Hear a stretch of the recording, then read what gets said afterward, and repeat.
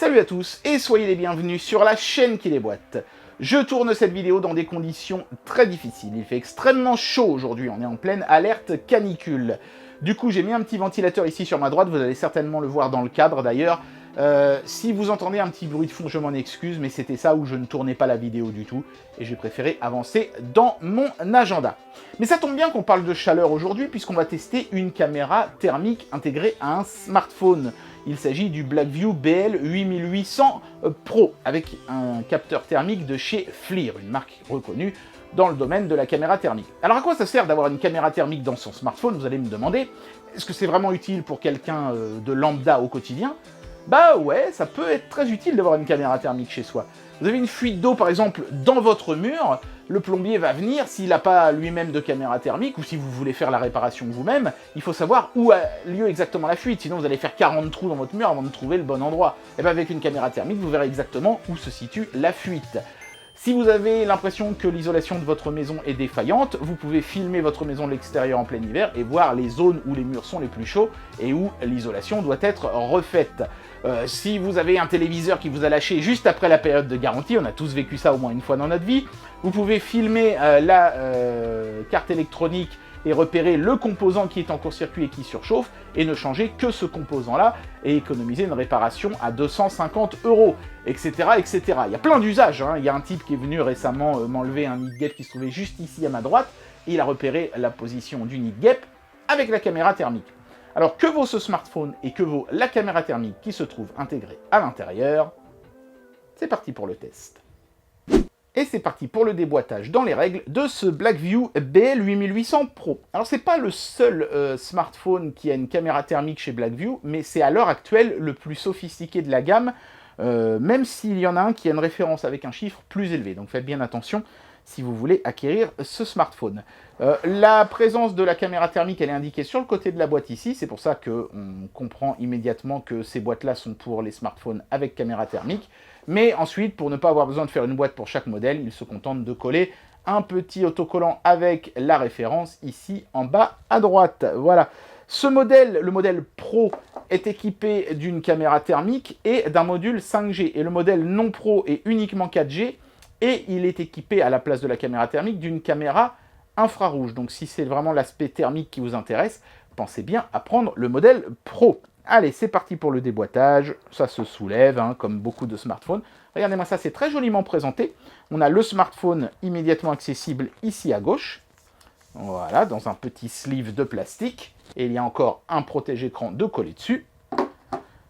On a la petite notice qui est multilangue, y compris en français, mais qui, étonnamment, ne donne absolument aucune indication sur la caméra thermique. Ça, je dois dire que je suis un peu surpris. Mais vous voyez que c'est bien en français. Ok, on a un petit outil pour le tiroir SIM qui en fait est totalement dispensable puisque vous pouvez bêtement utiliser vos ongles, hein, mais voilà, pourquoi pas, juste un petit bout de plastique avec marqué Blackview dessus. On a le chargeur, la power brick, ça c'est bien parce que y a de plus en plus de chargeurs, de smartphones qui sont fournis sans le chargeur, là au moins on l'a, et en plus c'est un quick charge de 33 watts. Oui, ce smartphone prend la charge rapide 33 watts en charge. Bon, c'est pas non plus exceptionnel, il y a des Xiaomi qui font 120 watts maintenant. Mais 33 watts, c'est pas systématique. Et d'avoir le power brick compatible fourni avec, ça fait toujours plaisir. Et puis, bien sûr, on a le câble USB type C aux deux extrémités, une qui ira dans le smartphone et l'autre qui ira dans la power brick. Voilà, un packaging simple et efficace qui va droit à l'essentiel, mais il y a tout dedans, y compris le chargeur. Ça se raréfie de nos jours, donc ça méritait d'être souligné quand même. Le smartphone en lui-même est un smartphone de type renforcé, mais en fait, les constructeurs chinois utilisent surtout la surépaisseur de ces appareils pour faire tenir dedans des capteurs qui seraient sinon trop gros pour un smartphone lambda. Hein. Je pense qu'il faut aussi bien comprendre ça. Alors, on va enlever le film protège-écran. Il y en a deux, en fait. Hein. Un qui est juste avec des écritures et l'autre, il y a des petites bulles, mais je vais les enlever, hein, qui protégera l'écran contre les rayures. Il y a un autre autocollant derrière avec le numéro de série et les IMEI que je vais retirer également. Voilà, comme ça on peut voir le smartphone dans toute sa gloire. Donc à l'avant on a un écran qui est Full HD+, donc ça c'est vraiment très cool, c'est pas forcément systématique même sur ces gros appareils comme ça. On a un capteur d'empreinte directement sur le bouton Power, souvenez-vous sur la plupart des autres smartphones que j'avais testés jusqu'à présent, le capteur d'empreinte était en dessous du bouton, donc c'est pas forcément super pratique. Là, les deux sont au même endroit, c'est très cool. De l'autre côté, on a toujours un bouton programmable. Ils aiment bien mettre ça, les Chinois, sur leur smartphone renforcé, mais c'est pas idiot parce que du coup, on peut lancer des applications comme justement un accès rapide à la caméra thermique directement depuis ce bouton-là, mais on peut mettre n'importe quelle autre appli aussi. On peut en mettre 3 en fait, hein. Un sur un clic simple, un sur le double clic et un sur le clic long. Donc c'est très cool, ça fait 3 boutons programmables en un. Le tiroir SIM qui se trouve ici, donc que vous pouvez ouvrir avec vos ongles ou avec l'outil fourni. Voilà, donc j'imagine qu'on est supposé faire simplement comme ça. Voilà, c'est ça. Vous remarquerez qu'il est jointé, le tiroir SIM, donc il y a une étanchéité sur ce modèle, hein. C'est un modèle qui est IP68.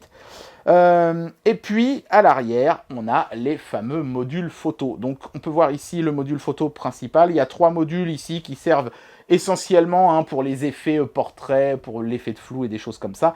Et ici, ça n'est pas un lecteur d'empreintes digitales, puisque je vous l'ai dit, il est sur le bouton ici. C'est la fameuse caméra thermique de chez FLIR. Et puis ici, la LED flash, le petit logo Blackview.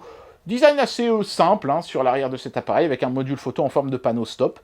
C'est pas mal, c'est pas une intégration complètement dingue, mais c'est propre. J'aime bien les petites lignes verticales à l'arrière.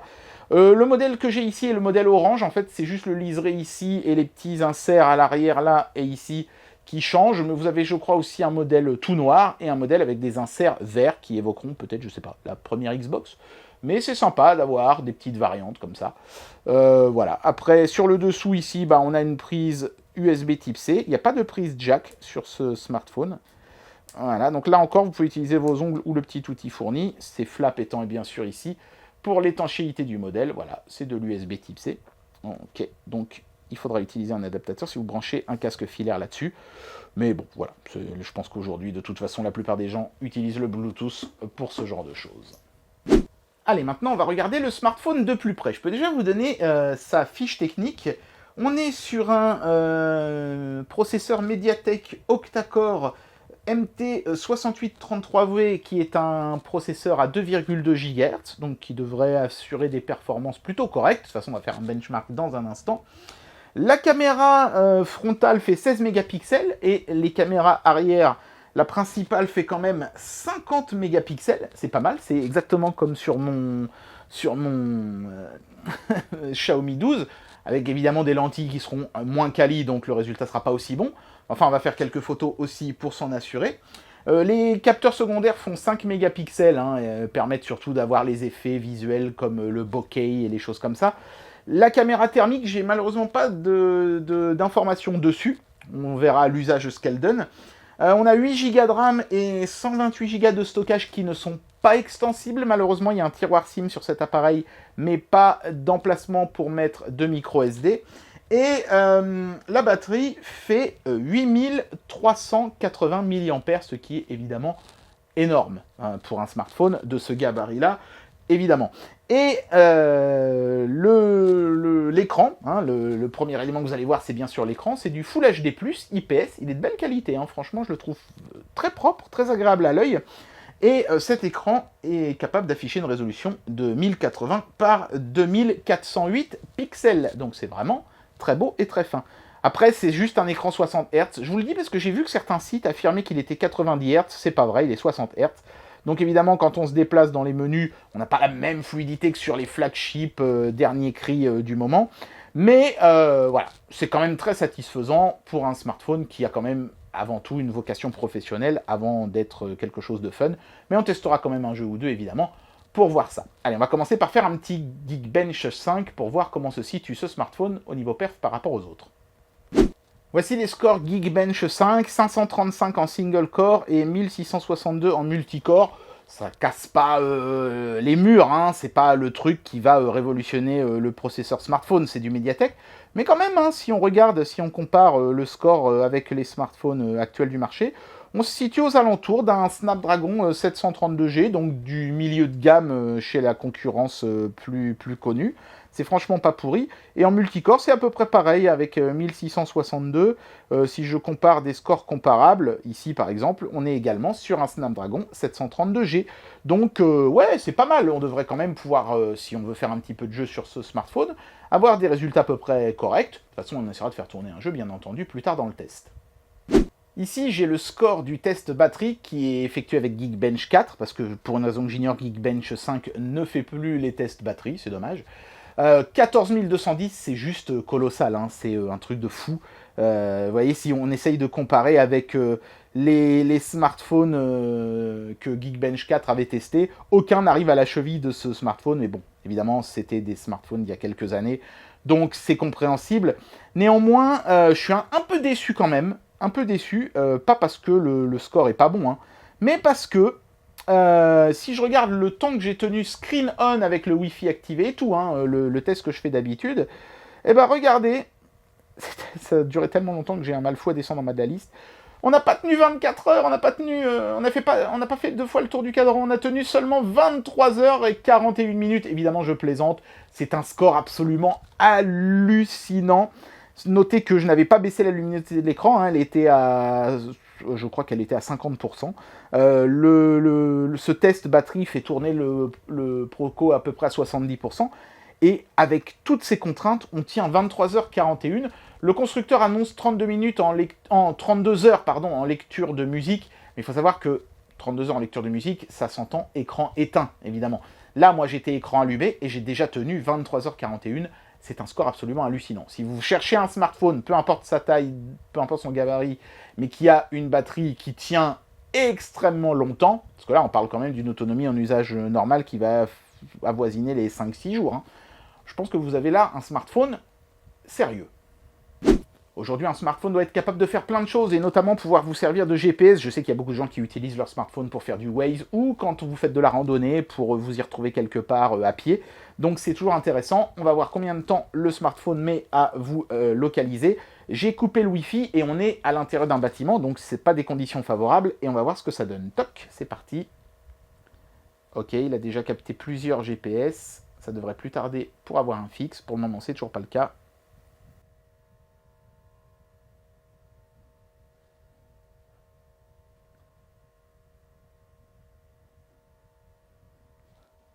Ça y est, on a un fixe. Ça a mis un petit peu de temps, mais en même temps, je le répète, on est dans un bâtiment et malgré tout, il y a plein de satellites qui étaient à vue. Donc, en utilisation en extérieur ou dans une voiture, ça ira mieux. Mais néanmoins, il faudra aussi comprendre une chose, c'est que ce smartphone est équipé d'une boussole. Donc si vous voulez vous en servir en mode piéton, ça marchera très bien, parce que vous saurez dans quel sens vous êtes en train de vous diriger, sans avoir besoin de faire d'abord 300 mètres à pied pour vous rendre compte que finalement vous alliez dans la mauvaise direction. Donc un bon petit smartphone pour se repérer, c'est pas sa spécialité, mais il s'en sort bien. Alors je n'ai malheureusement toujours pas de carte SIM 5G, parce que ça y est, hein, ils ont activé des antennes 5G dans mon voisinage. Enfin, après, est-ce que c'est de la vraie 5G, ça reste à prouver, mais en tout cas, il y a des antennes dans le voisinage, mais j'ai toujours pas de carte SIM. Il va falloir que j'aille gueuler un coup chez Orange, parce qu'au prix que je paye, je devrais l'avoir à la 5G quand même, hein, faut pas déconner. Bref, on va y aller pour un test en Wi-Fi. Normalement, ce smartphone prend en charge les Wi-Fi de dernière gène, on va voir ça. Ça devrait dépoter pas mal. Ouais, c'est le cas, hein. Vous voyez, l'aiguille est presque à fond. On tourne aux alentours des 170, 180. Ouais, on va dépasser les 200.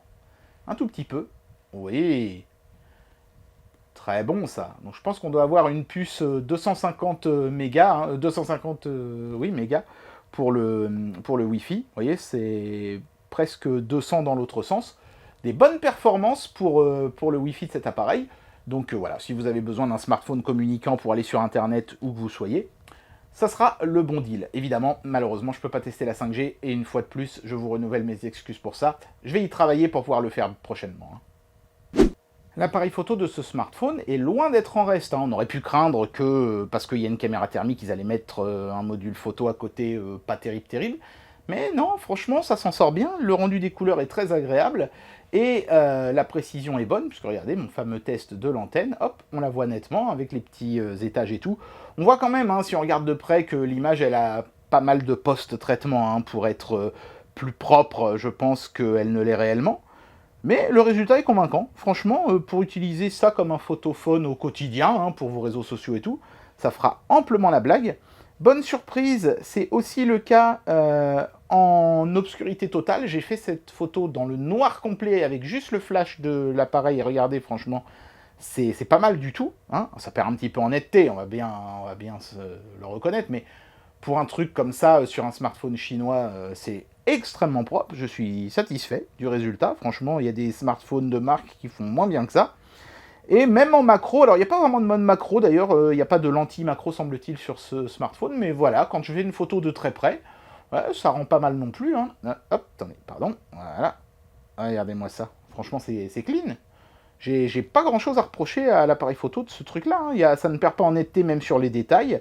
Le rendu des couleurs est juste. C'est un bon petit appareil photo. Franchement, on sent bien, hein, sur la première photo, hein, vous voyez, avec les détails, que les 50 mégapixels sont présents. Donc, un appareil photo qui sera utilisable au quotidien. C'est cool. Alors, pour tester les performances en utilisation réelle de ce smartphone, vous le savez, moi j'aime bien utiliser d'abord une vidéo 4K en 60 fps. Donc, c'est le cas de celle-ci. Boum. Et on va avancer un petit peu. Regardez-moi ça. Ça marche, hein? C'est fluide. Et en plus, comme on est sur un écran Full HD+, alors pas 4K néanmoins, mais Full HD+, ah, le rendu est très joli.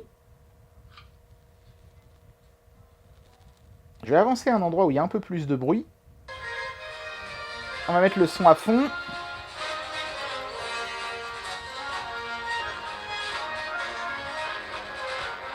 Voilà, je sature, mais c'est normal, hein, je suis à plus de 100%. Je vais me mettre à 100% du volume du smartphone. C'est quand même pas mal puissant. Le haut-parleur, il est ici. Il n'y en a qu'un, hein, c'est du mono. Mais c'est clean. Il y a quand même un bon rendu sonore. C'est exploitable. L'écran est très joli. Et ça décode du 4K 60 fps sans souci. Donc ça, c'est bien. Les procos chinois savent maintenant décoder le 4K 60 fps. Maintenant, voyons comment il s'en sort en jeu. Voilà, donc là, comme vous pouvez le constater, j'ai mis tout à fond sur Oddworld New and Tasty. On va essayer de jouer. Hop.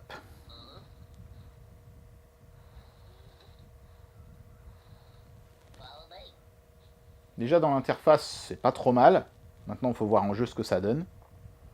Je me fous du tuto, moi, je veux voir la fluidité. Ouais, évidemment, c'est pas ouf en termes de fluidité. Je vais baisser un petit peu la réseau, ça devrait suffire. C'est pas un smartphone gaming et le 732 n'est pas une puce haut de gamme non plus chez Qualcomm, hein, donc il fallait s'attendre à ce qu'on puisse pas mettre les graphismes à fond les ballons. On va baisser la résolution un petit peu, voilà, d'un quart. Pour moi, ça reste regardable en baissant d'un quart. Et regardez, là déjà, j'ai mes 30 fps sans problème, hein. Et c'est très joli, hein. Franchement, je peux vous dire que baisser la résolution d'un quart sur ce jeu-là, c'est déjà très très beau. Et regardez, j'ai tous les effets vous voyez, sur l'écran, là, on voit le reflet et tout. Et c'est quand même largement utilisable. Donc vous pouvez vous servir de ce smartphone pour jouer. Simplement, vous ne mettrez pas les graphes à fond comme si vous aviez le 8 Gen 1 de chez Qualcomm. Mais bon, ce ne serait pas la même gamme de prix non plus, hein.